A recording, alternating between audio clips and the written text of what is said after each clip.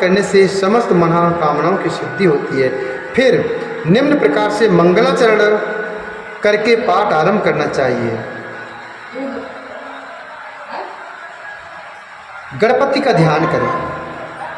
शुक्लांबरधरम देवम शशिवर्णम चतुर्भुजम प्रसन्नवदनम ध्यायेत सर्वविघ्नोपशान्तये सर्वविघ्नोपशान्तये। वागीशाद्धाशु मनसः सर्वार्थानामोपक्रमे यं नत्वा कृतकृत्याः श्रीस्तं नमामि गजाननं नमामि गजाननं। फिर गुरुदेव की वंदना करें। गुरुर्ब्रह्मा गुरुर्विष्णु गुरुर्देवो महेश्वरः गुरुः साक्षात् परं ब्रह्म तस्मै श्री गुरवे नमः। अखण्डमण्डलाकारं व्याप्तं येन चराचरं तत्पदं दर्शितं येन तस्मै श्री गुरवे नमः।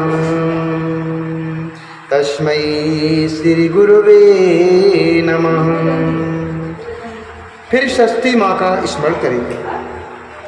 दुर्विप्त्या चतुर्भ्या स्फटिकमणिमयी मच्छमालां दधाना हस्तेनेकेन पदं शितमपि च शुकं पुस्तकं चापेरण भासा कुन्देन्दुशङ्खस्फटिकमणिनिभा भासमाना समाना सा मे वाग्देवतेयं निवसतु वदने सर्वदा सुप्रसन्ना सा मे वाग्देवतेयं निवसतु वदने सर्वदा सुप्रसन्ना।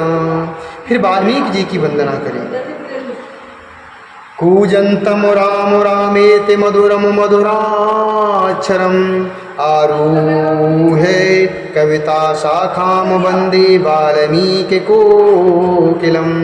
यः पिबन् सततं रामचरितामृतसागरम् अतृप्तशिष्टं मुनिं वन्दे प्राचेतसमुकल्मषम्। इसके बाद हनुमान जी को नमस्कार करें। गोष्पदीकृतवारिशं मशकीकृतराक्षसं रामायणे महामालरत्नं वन्दे अनिलात्मजम्।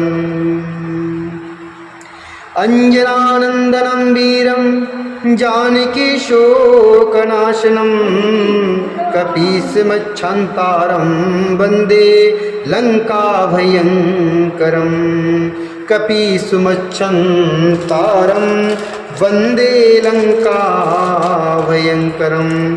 उल्लङ्घे सिन्धुसलिलं सलिलं यः शोकवैनं जनकात्मजायाः आदाय तेनैव ददाह लङ्कां नमामि तं प्राञ्जलिराञ्जनेयं नमामि तं प्राञ्जलिराञ्जनेयम्। आञ्जनेयमतिपाटिलाननं काञ्चनादिक्रमणीयविग्रहं पारिजातितरुमूलवासिनं भावयामि पवमाननन्दनं भावयामि पवमाननन्दनं। यत्र यत्र रघुनाथ कीर्तनं तत्र तत्र कटिमस्तिकाञ्जलिं बाष्पवारिपूर्णलोचनं मारुतं नमत राक्षसान्तिकं मारुतं नमत राक्षसान्तिकं। मनोजवं मारुत तुल्यवेगं जितेन्द्रियं बुद्धिमतां वरिष्ठं वातात्मजं वानरयूथमुख्यं श्रीरामदूतं शिरसा नमामि। श्रीरामदूतं शिरसा नमामि। इसके बाद श्री राम के ध्यान का क्रम इस प्रकार है। वैदेही सहितं सुद्रुमतले हैमे महामंडपे मध्ये पुष्पिकमासने मणिमय वीरासने संस्थितं मणिमय वीरासने संस्थितम् अग्रे वाचयति प्रभञ्जनश्रुते तत्त्वं मुनिभ्यः परम् व्याख्यान्ता व्याख्यान्तं परतादिभिः परिवृतं रामं भजे श्यामलं रामं भजे श्यामलं। वामे भूमिसुता पुरस्तु हनुमान पश्चात् सुमित्रासुतः शत्रुघ्नो भरतस्य पार्श्वदलयोर्वायवादिकोणेषु च सुग्रीवस्य विभीषणस्य योराटितारासुतो जाम्बवान् मध्ये नीलसरोजकोमलरुचिं रामं भजे श्यामलं रामं भजे श्यामलं। श्री राम परकर को नमस्कार।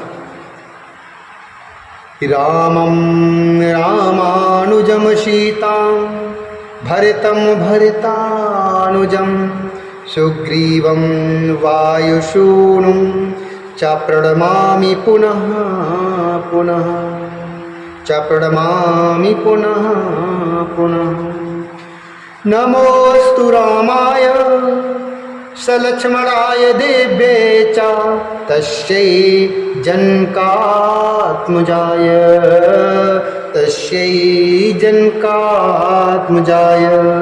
नमोऽस्तु रुद्रेन्द्रिय मालिनीलेभ्यो नमोऽस्तु चन्द्रार्य कमरोद्गणेभ्यः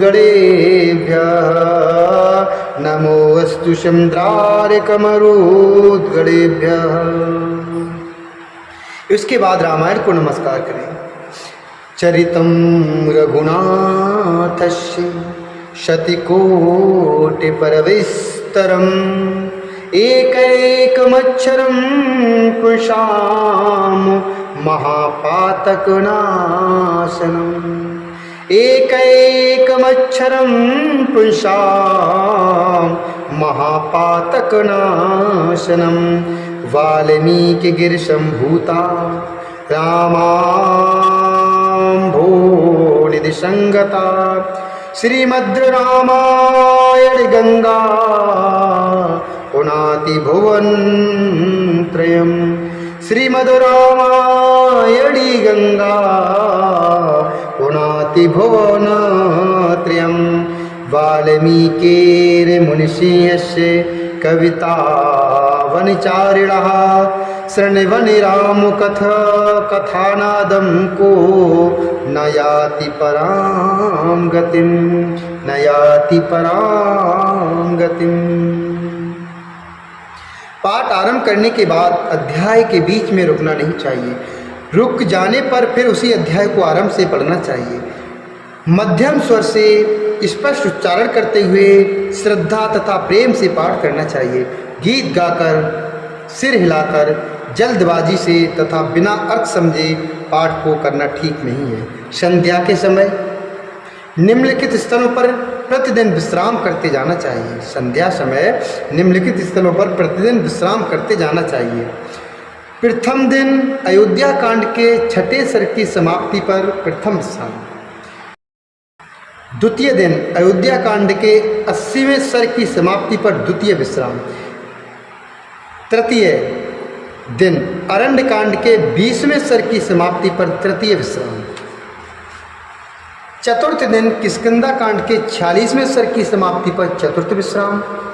पंचम दिन सुंदरकांड के 47वें सर्ग की समाप्ति पर पंचम विश्राम।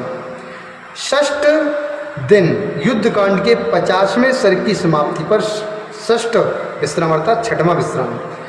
सप्तम दिन अर्थात 7वें दिन युद्ध कांड के 99वें सर्ग की समाप्ति पर सप्तम विश्राम। अष्टम दिन उत्तरकांड के 36वें सर्ग की समाप्ति पर अष्टम विश्राम। और 9वें दिन उत्तरकांड के अंतिम सर्ग के बाद पुनः युद्ध कांड का अंतिम सर्ग पढ़कर विश्राम करना चाहिए। इसके अन्य भी विश्राम स्थल हैं। एक परायण क्रम ऐसा भी है जिसमें उत्तरकांड का पाठ नहीं किया जाता है। उसके विश्राम स्थल क्रमशः इस प्रकार हैं। प्रथम दिवस बालकांड के 77वें सर्ग की समाप्ति पर। द्वितीय दिवस अयोध्या कांड के 60वें सर्ग की समाप्ति पर। तृतीय दिन अयोध्या कांड के 119वें सर्ग की समाप्ति पर। चतुर्थ दिवस अरण्य कांड के 68वें में। चतुर्थ दिवस अरण्य कांड के 68वें सर्ग की समाप्ति पर। चतुर्थ दिवस अरण्य कांड के 68वें सर्ग की समाप्ति पर। पंचम दिन किष्किंधा कांड के 49वें सर्ग की समाप्ति पर। षष्ठ दिन सुंदरकांड के 56वें सर्ग की समाप्ति पर। सप्तम दिन युद्ध कांड के 50वें सर्ग की समाप्ति पर। अष्टम दिन युद्ध कांड के 111वें सर्ग की समाप्ति पर। और नववें दिन युद्ध कांड के 131वें सर्ग की समाप्ति पर। प्रतिदिन कथा समाप्ति के समय निम्नांकित श्लोकों के द्वारा मंगलाशासन करके पारायण पूरा करें।